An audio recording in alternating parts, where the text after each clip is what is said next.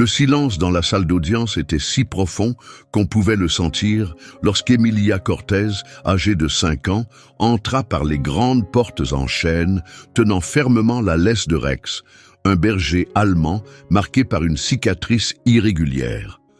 Tous les regards se tournèrent vers la fillette qui s'avançait vers la barre des témoins, d'un pas hésitant mais déterminé.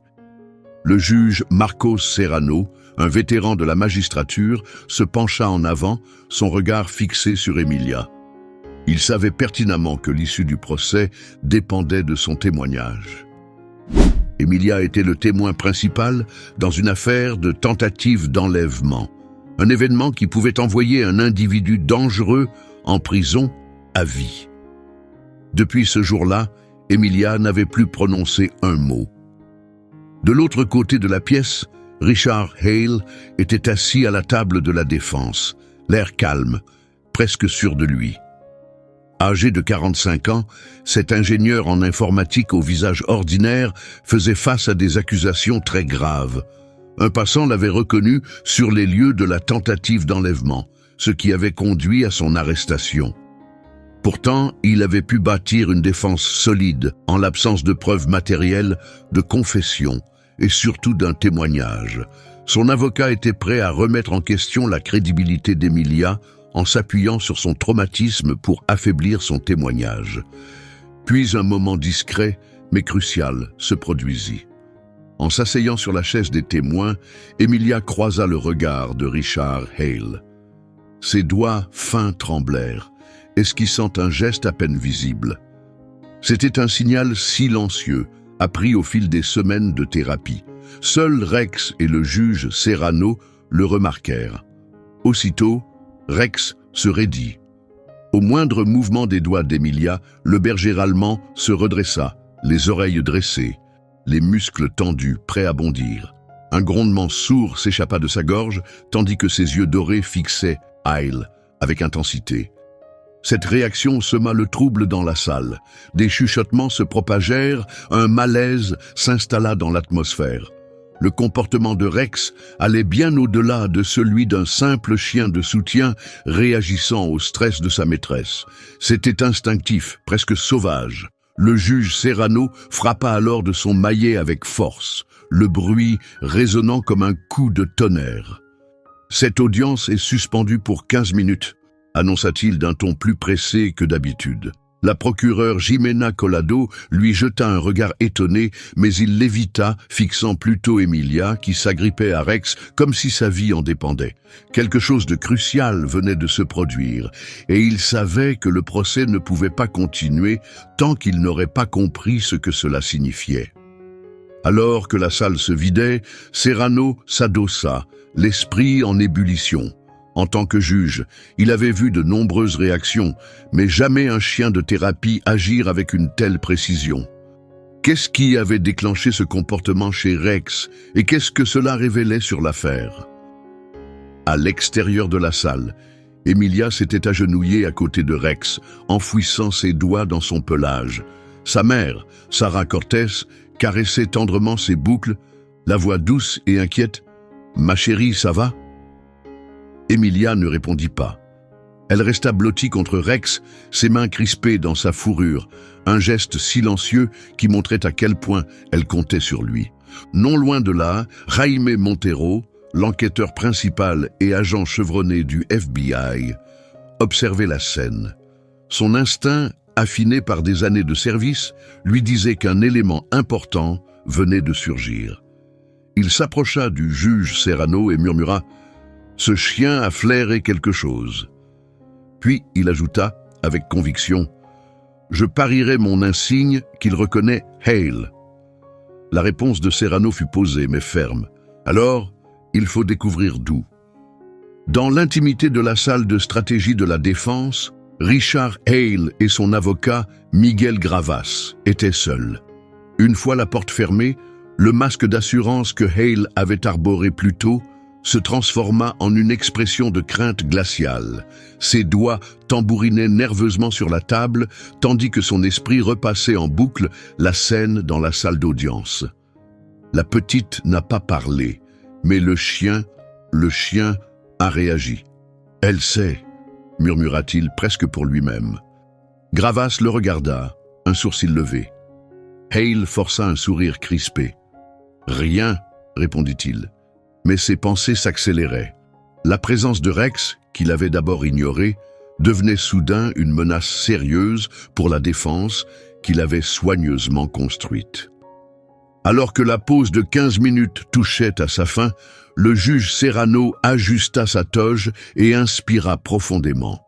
C'était un homme qui ne croyait pas aux coïncidences, et son instinct lui disait que Rex venait de livrer l'indice le plus crucial du procès.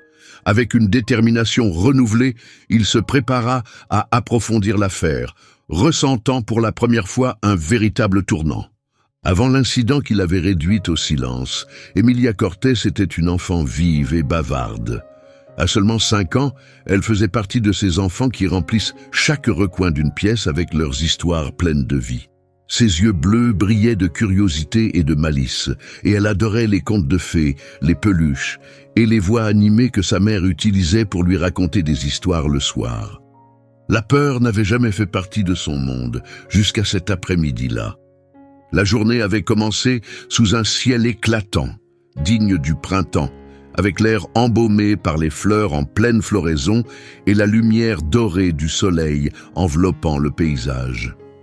Depuis la fenêtre de la cuisine, Sarah Cortés observait avec un sourire doux Emilia tournoyer dans le jardin, sa robe rose flottant autour d'elle comme un tutu de ballerine.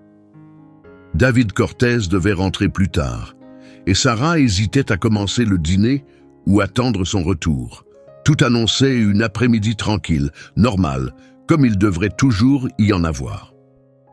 À 15h42 précise, la sonnerie du téléphone de Sarah brisa le silence.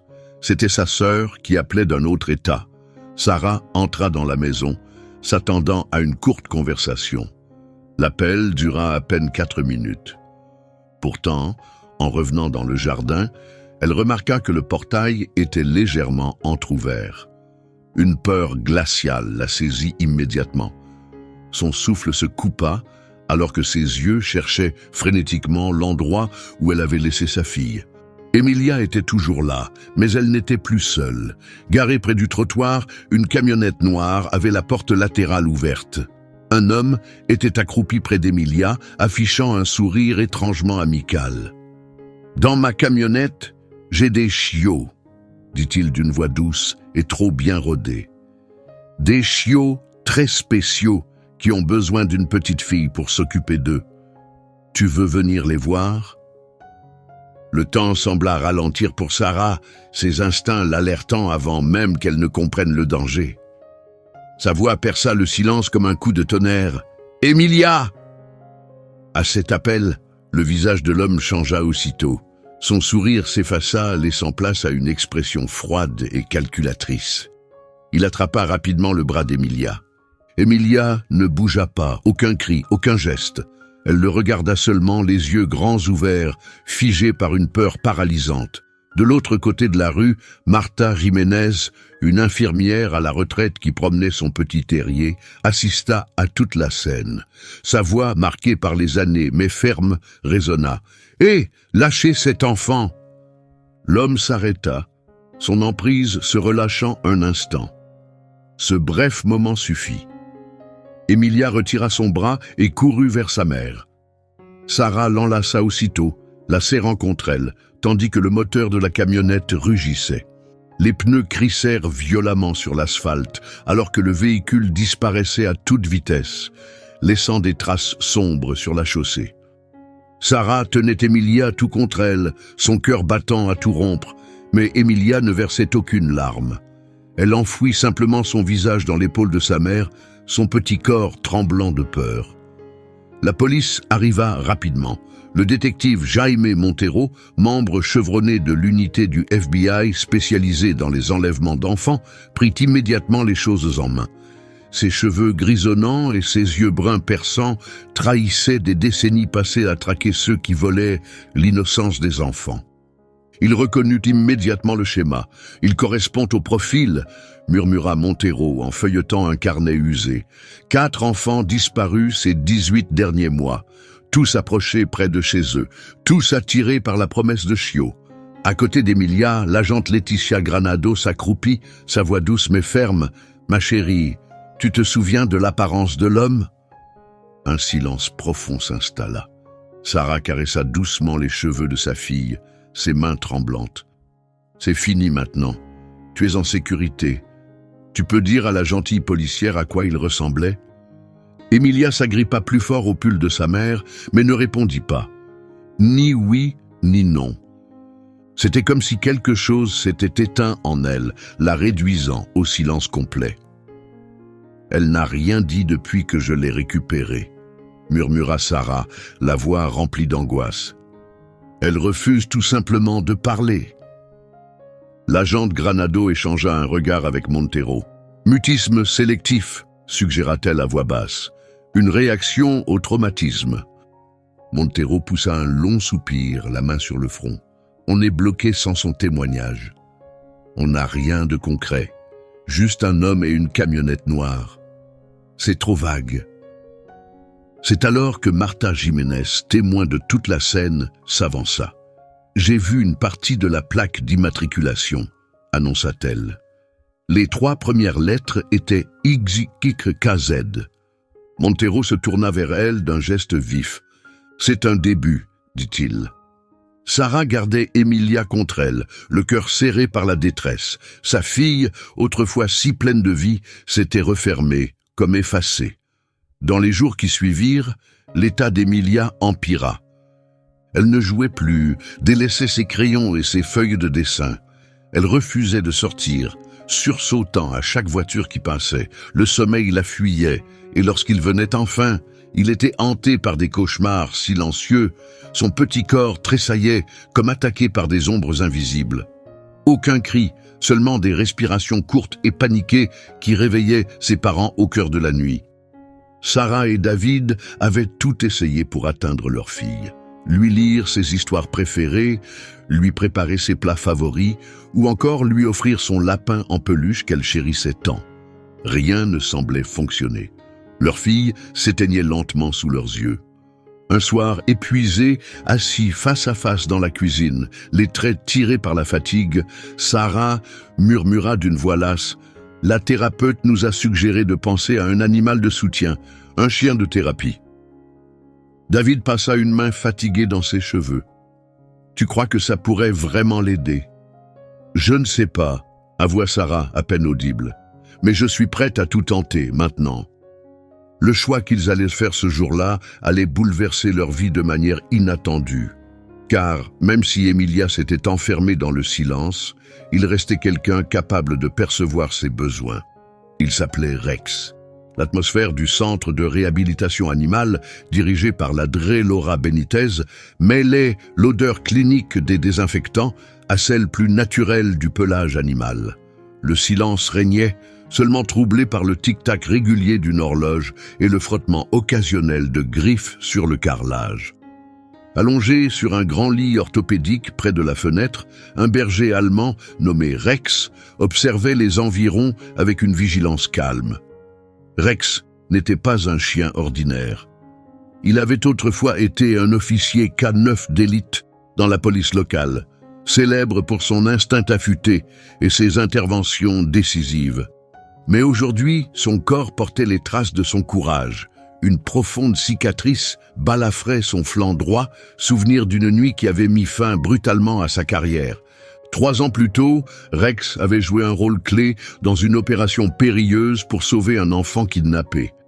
Il avait attaqué sans hésiter un suspect armé, détournant un couteau destiné à son maître.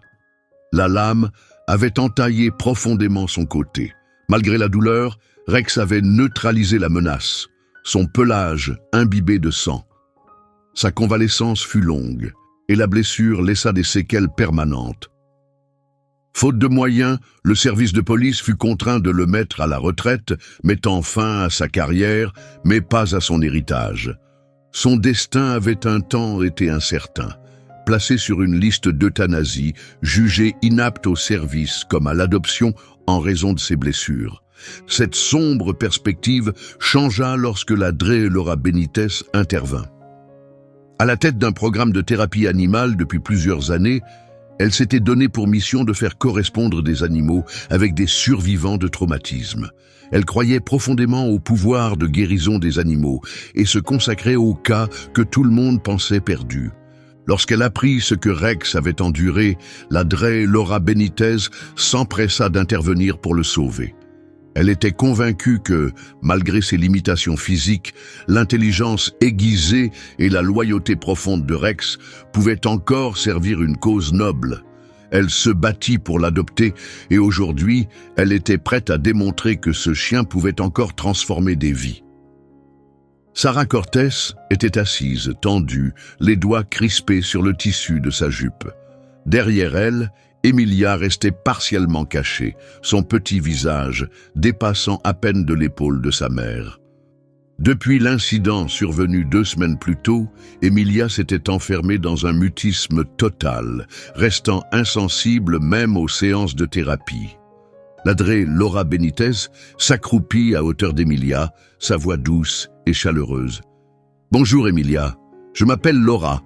Je travaille avec des chiens très spéciaux, des chiens qui aident les enfants qui ont vécu des choses effrayantes, un peu comme toi. » Emilia ne répondit pas, mais son regard se dirigea vers le grand berger allemand, à quelques pas de là. Rex, sentant l'importance du moment, resta parfaitement immobile, les oreilles dressées et les yeux posés avec douceur sur la fillette. Son attitude était calme et rassurante. « Tu veux le rencontrer ?» demanda Laura avec douceur. Emilia ne dit rien, mais surtout, elle ne recula pas. C'était un petit signe, mais porteur d'espoir. Sarah caressa doucement les cheveux de sa fille pour l'encourager. « C'est un chien très gentil, mon cœur. Il a été un chien de police, comme les héros dans tes livres préférés. » Laura fit un geste à Rex, lui ordonnant simplement « Reste ». Le chien obéit immédiatement, ne bougeant pas d'un poil, incarnant la force tranquille. Laura regarda Emilia avec bienveillance. « Tu peux rester là si tu te sens plus en sécurité. Rex restera ici aussi, mais quand tu te sentiras prête, tu pourras tendre ta main et il viendra vers toi. » Emilia hésita, le corps tendu par l'appréhension. Elle resta figée derrière sa mère, comme figée dans le temps. Puis, lentement, elle fit un pas en avant, sa petite main tremblante s'élevant timidement. Rex ne bougea pas, attendant son signal. Lorsque Laura hocha discrètement la tête, il baissa doucement la tête et avança prudemment, pas après pas. Quand le souffle tiède de Rex effleura la main d'Emilia, quelque chose changea. Ses doigts bougèrent légèrement, caressant le pelage dense du chien. Un lien venait de naître. Un léger souffle d'étonnement s'échappa des lèvres de Sarah, qui porta la main à sa bouche, bouleversée. C'était la première fois qu'Emilia initiait un contact avec quoi que ce soit, ou avec qui que ce soit, depuis l'incident. Des larmes lui montèrent aux yeux tandis qu'elle murmurait, la voix tremblante. « Oh, ma petite !» Les doigts d'Emilia s'enfoncèrent un peu plus dans le pelage de Rex, s'agrippant à lui comme à une bouée dans un monde devenu soudain fragile et incertain. Le visage de Laura s'illumina d'un sourire doux. « C'est bien, Emilia, Rex t'aime beaucoup. » Emilia ne dit rien, mais elle ne lâcha pas prise. Au fil des semaines, un lien indestructible se tissa entre Rex et Emilia. Elle passait des heures entières près de lui à la maison, caressant doucement, du bout des doigts, la cicatrice qui marquait son flanc. Lorsque les terreurs nocturnes perturbaient son sommeil, c'était le rythme régulier du cœur de Rex qui l'apaisait. Même si elle restait muette, Emilia avait recommencé à dessiner. Avec ses crayons de couleur, elle remplissait des feuilles de scènes simples. Une petite fille et un chien, côte à côte, affrontant ensemble des ombres menaçantes. Un jour, alors qu'elles étaient assises sur le sol du bureau de Laura, Emilia observait Rex exécuter un petit tour. Puis, sans prévenir, un murmure s'échappa de ses lèvres. « Bravo, mon grand !»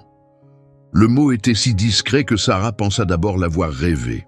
Mais en regardant sa fille, elle vit son regard fixé sur Rex, ses lèvres entr'ouvertes dans une expression de surprise, comme si elle-même était étonnée d'avoir retrouvé sa propre voix. Des larmes envahirent les yeux de Sarah. C'était un progrès modeste, mais un vrai commencement. Laura posa doucement la main sur le bras de Sarah. « Elle lui fait confiance », souffla-t-elle. « Et parfois, la confiance, c'est le premier pas pour retrouver sa voie. » Sarah serra cette main avec force. « Alors nous irons là où cette confiance nous guidera. » Ce chemin allait les mener à une destination inattendue, une salle d'audience, où un coupable serait enfin démasqué. L'atmosphère dans la salle d'audience était chargée de tension.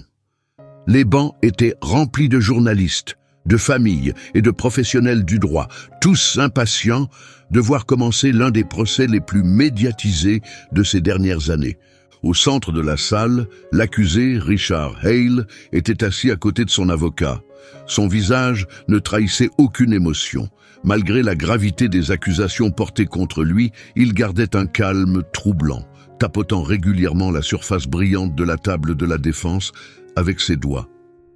À côté de sa mère, Emilia Cortez serrait fermement la laisse de Rex, ses petits doigts enroulés dans le tissu solide comme si elle s'y accrochait pour ne pas couler. Le berger allemand était assis à ses côtés, attentif, les oreilles dressées, les yeux brun foncé, fixés sur Hale. De temps à autre, il reniflait l'air comme s'il tentait de capter une odeur. « Tout le monde se lève !» résonna la voix autoritaire de l'huissier dans toute la salle lorsque le juge Marcos Serrano fit son entrée, sa robe flottant derrière lui. Il s'installa sur son siège surélevé, son regard perçant balayant l'assemblée avant de s'arrêter sur Emilia et Rex. Le juge avait déjà statué en faveur de la présence du chien d'assistance pendant le procès, une décision qui avait suscité des réactions partagées. Avant de commencer les déclarations d'ouverture, annonça Serrano d'une voix calme mais ferme, le tribunal doit se prononcer sur la présence du chien d'assistance pendant les audiences. Miguel Gravas, l'avocat de la défense, se leva d'un geste fluide, ajustant sa cravate. « Votre honneur », déclara-t-il avec un ton respectueux mais ferme, « nous comprenons le besoin de soutien émotionnel de la part de l'accusation. Toutefois, la présence d'un grand berger allemand dans la salle pourrait provoquer des réactions émotionnelles chez les jurés et les influencer négativement à l'égard de mon client. Nous demandons respectueusement que le chien soit retiré pendant les témoignages. » Jimena Collado, la procureure principale, se leva aussitôt. « Votre honneur, Emilia Cortez n'a que 5 ans et a survécu à un traumatisme. Elle souffre de mutisme sélectif à la suite de ce qu'elle a vécu. La présence de Rex n'est pas symbolique. Il s'agit d'un animal d'assistance médicalement indispensable. Sa présence permet à Emilia de vivre ce procès avec le moins de détresse possible. » Le juge Serrano s'appuya contre son dossier, impassible. J'ai examiné la documentation fournie par la psychologue pour enfants et le spécialiste du comportement animal. Le chien restera. Un murmure parcourut la salle, mêlant approbation et désaccord. Gravas serra les lèvres, visiblement mécontent, mais il ne chercha pas à insister davantage. Il se rassit, jetant un bref regard à Hale, qui semblait étrangement détaché de tout ce qui se passait autour de lui. Alors que le procès avançait, l'accusation commença à exposer un récit troublant du comportement de Hale, un schéma constant de manipulation, de mensonges et d'attitudes prédatrices sur plusieurs années. Le témoignage de témoins comme Marta Jiménez, la voisine âgée, renforça les accusations.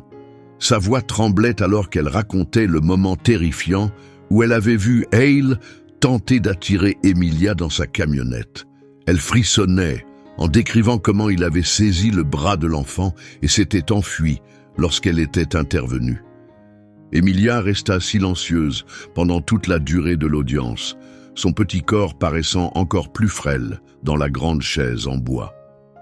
Par moments, ses doigts se resserraient autour de la laisse de Rex, mais elle ne la lâchait jamais. Dès que l'atmosphère devenait trop pesante, son regard se tournait vers Rex, immobile à ses côtés, dont la présence calme lui apportait un sentiment de sécurité. Puis vint le moment où elle devait s'exprimer, Un silence profond envahit la salle lorsqu'Emilia fut doucement conduite à la barre des témoins. Sarah Cortez, sa mère, l'accompagnait, les yeux remplis d'inquiétude et de tendresse. Elle aida Emilia à s'installer sur la chaise des témoins, puis recula à contre-cœur. Tout son corps semblait tendu, comme si elle luttait contre l'envie de prendre sa fille dans ses bras et de la sortir de cet endroit intimidant. Jimena Collado s'approche de la barre avec douceur et bienveillance. « Bonjour, Emilia », dit-elle d'une voix calme, accompagnée d'un sourire rassurant. « Je sais que cela peut être un peu impressionnant, mais rappelle-toi que tu n'as pas à dire quoi que ce soit si tu ne te sens pas à l'aise. Tu peux juste hocher la tête ou la secouer si tu préfères. Et si tu as besoin d'une pause, il suffit de nous le dire, d'accord ?»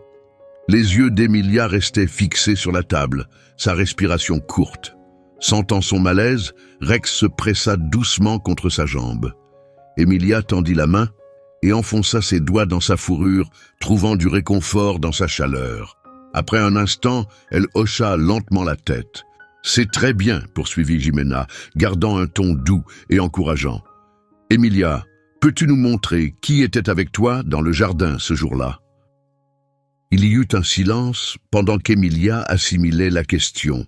Sans lever les yeux, après un long moment d'hésitation, elle tendit le bras et pointa fermement Richard Hale.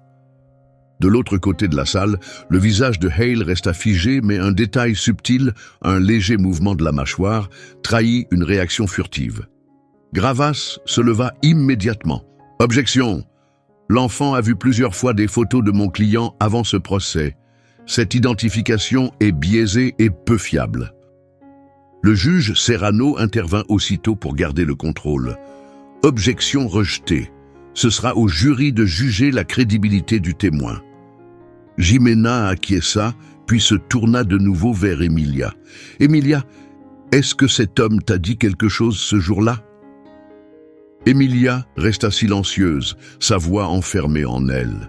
À la place, elle fit un léger geste de la main, à peine visible, mais chargé de sens. C'était le même qu'elle utilisait pour communiquer avec Rex. Aussitôt Rex réagit. Son attitude changea du tout au tout. Ses oreilles se dressèrent, son corps se tendit, et il laissa échapper un grondement sourd et profond, non pas agressif, mais clairement avertisseur. Cette réaction provoqua un remous dans la salle d'audience. Le grondement de Rex résonna dans le silence, attirant des regards surpris et inquiets. Même le juge Serrano se pencha en avant, son visage marqué par une inquiétude mêlée de curiosité, tandis que l'assistance réalisait la gravité de ce moment. Gravas se leva d'un bond, visiblement agité. « Objection, votre honneur, ce n'est que de la mise en scène. » Mais Serrano ne lui prêta aucune attention. Son regard restait fixé sur Rex. Le chien ne bougeait pas, ses yeux braquaient intensément sur Hale, comme s'il reconnaissait une odeur familière que personne d'autre ne percevait. C'était la même réaction qu'il avait eue la première fois qu'Emilia avait vu Hale. Un réflexe immédiat, viscéral. Une réalisation traversa l'esprit du juge. Il se tourna alors vers Jimena. « Maître Collado, dit-il d'un ton mesuré, cet animal a-t-il déjà été en contact avec l'accusé » Jimena hésita. « Pas à ma connaissance, monsieur le juge. » Serrano se tourna ensuite vers la défense. « Monsieur Hale, avez-vous déjà rencontré ce chien ?» Pour la première fois, une émotion fissura le masque de Hale. Ses doigts, qui tapotaient nerveusement depuis le début, se refermèrent en un point crispé. Il ne répondit pas, puis les yeux de Jimena s'écarquillèrent, comme frappés par une révélation. Elle se pencha rapidement vers son co-conseil et lui murmura quelque chose. Quelques instants plus tard, un des procureurs quitta la salle à toute vitesse. « Que se passe-t-il » lança Gravas, agacé. Jimena reprit son calme, son visage fermé. « Votre honneur, je demande une courte suspension de séance. Il se pourrait que nous ayons découvert un nouvel élément crucial. » Le juge la fixa quelques secondes avant d'accepter. « 15 minutes de pause, déclara-t-il. Alors que les gens commençaient à quitter la salle, les murmures se multipliaient dans le public. Était-il possible que Rex ait reconnu Richard Hale? Et si oui, comment? Le juge Serrano pressentait que la réponse pourrait bouleverser le procès. Les enjeux montaient pour l'accusation, car des liens entre Hale et plusieurs disparitions avaient été confirmés.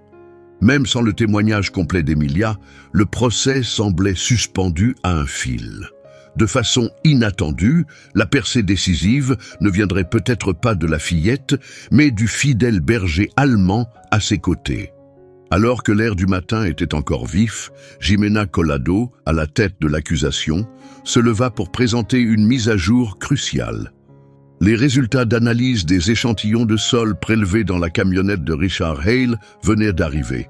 Il les reliait à une cabane isolée, perdue au cœur des forêts du Nord. Le détective Jaime Montero, expérimenté en la matière, comprit aussitôt l'importance de cette découverte. « Votre honneur », déclara Collado, « nous avons besoin d'une journée pour suivre cette piste essentielle. Il se pourrait que ce soit la pièce manquante qui complète notre dossier. » Miguel Gravas, avocat de la défense, se leva vivement. « Votre honneur, cette demande n'est qu'un prétexte pour prolonger le procès. Mon client a déjà été interrogé à plusieurs reprises. Et ses analyses de sol ne le placent pas directement dans cette cabane. Ce ne sont que des suppositions. » Le juge Serrano lui lança un regard ferme. « Requête acceptée, dit-il sans hésiter. L'accusation dispose de 24 heures. Séance levée. » Au moment où le marteau du juge s'abattit, Montero et son équipe planifiaient déjà leurs prochaines actions. Ils intégrèrent Rex, le berger allemand au flair aiguisé, dans l'opération, espérant que son instinct puisse les guider vers un indice que les enquêteurs humains auraient manqué. L'équipe arriva à la cabane isolée en début d'après-midi. Un silence oppressant régnait, seulement troublé par le bruissement léger des arbres. Une fine couche de poussière recouvrait le perron, mais une série d'empreintes discrètes menait vers la porte arrière, laissant penser à des visites récentes. Rex, toujours vigilant, réagit immédiatement en s'approchant de la cabane. Ses oreilles se dressèrent, son museau analysait l'air et son corps se tendit, prêt à bondir. Un grondement sourd s'échappa de sa gorge alors qu'il faisait les 100 pas devant la porte. « Il y a quelque chose qui cloche ici », murmura Montero, observant Rex. « Il sent quelque chose à l'intérieur. » Avec prudence, l'équipe entra, armes prêtes. L'intérieur était spartiate, une simple table, un lit de camp, quelques contenants de nourriture vides dans un coin. Mais un détail attira l'attention de Montero, une ligne visible dans le plancher près du mur du fond qui détonnait avec le reste. Il tapa dessus, à l'écoute du son. « C'est creux. Il y a un espace en dessous, » annonça-t-il. Les agents s'activèrent rapidement pour retirer les planches. Ce qu'ils découvrirent les glaça d'effroi. Un escalier en colimaçon descendait vers un sous-sol caché. À mesure qu'il s'enfonçait, l'air devenait froid et humide, et la faible lumière révélait peu à peu une scène atroce. Des affaires d'enfants éparpillées, des jouets abandonnés, de minuscules chaussures, un sac à dos rose décoloré. Dans un recoin sombre, toujours en vie mais attachée, se trouvait une fillette, Emma Serrano. Disparue depuis 6 mois, personne n'avait revu l'enfant de 8 ans. Son teint était livide, ses vêtements en lambeaux, mais lorsqu'elle aperçut les agents, des larmes remplirent ses yeux, mélange de soulagement et de reconnaissance. « Aidez-moi », souffla-t-elle faiblement, sa voix presque éteinte par le silence prolongé. Rex, sentant sa détresse, tira sur sa laisse en gémissant. Montero n'hésita pas une seconde. Il se précipita vers elle, déverrouilla les chaînes et la prit dans ses bras. « Tu es en sécurité maintenant », la rassura-t-il. « On est là pour toi. » Emma s'agrippa à lui, son petit corps tremblant. Leur longue recherche venait d'aboutir, mais l'horreur, elle, restait présente. Au palais de justice, la nouvelle du sauvetage d'Emma se répandit comme une traînée de poudre. La salle d'audience était bondée alors que Jimena Collado se préparait pour sa confrontation décisive avec Hale. Le juge autorisa l'introduction des preuves liées à la découverte d'Emma et à l'analyse du sol, connectant le véhicule de Hale à la cabane. « Monsieur Hale, commença Collado, sa voix tranchante dans l'atmosphère tendue, comment expliquez-vous qu'une enfant enlevée ait été retrouvée dans une cave directement liée à votre propriété ?» Pour la première fois, Richard Hale parut véritablement déstabilisé. « Je ne vois pas de quoi vous parlez, » balbutia-t-il. Jimena Collado poursuivit sans faiblir, sa voix ferme et imposante. « Votre ADN a été retrouvé sur les chaînes. Les traces de pneus de votre véhicule correspondent à celles relevées devant la cabane. Et surtout, Emma Serrano est en vie. Elle peut témoigner contre vous. » Le poids de ces paroles s'abattit sur la salle d'audience. La présence d'un témoin vivant menaçait de faire s'effondrer toute la défense de Hale. Le masque de ce dernier commençait à se fissurer. Son avocat lui soufflait frénétiquement des instructions, mais il était clair que Hale était acculé. Et soudain, la tension monta d'un cran. Rex, blotti près d'Emilia, se redressa brusquement.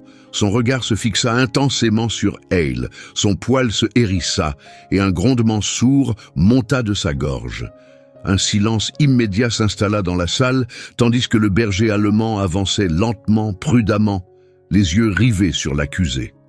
Il le reconnaissait. Hale recula instinctivement, un mouvement que tout le monde remarqua.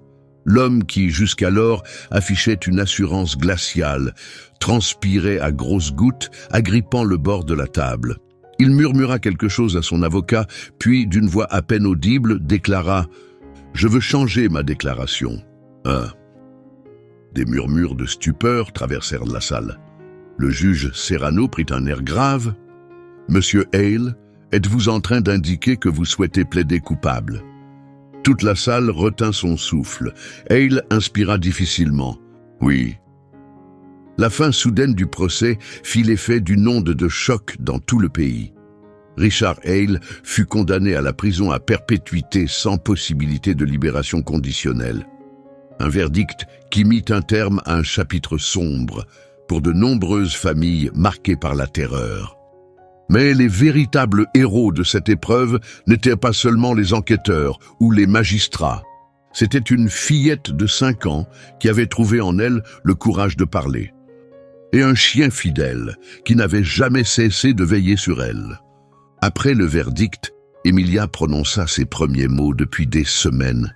Elle prit le visage de Rex entre ses petites mains et lui murmura doucement « Merci ». Les larmes coulèrent sur les joues de ses parents, émus par cet instant chargé d'espoir. Leur fille commençait enfin à guérir. Rex, en réponse, remua la queue et frotta doucement son museau contre elle. Un geste simple mais lourd de sens. Certains liens ne se brisent jamais. Peu importe l'obscurité du monde, il y aura toujours ceux qui sont prêts à l'affronter, même sur 4 pattes.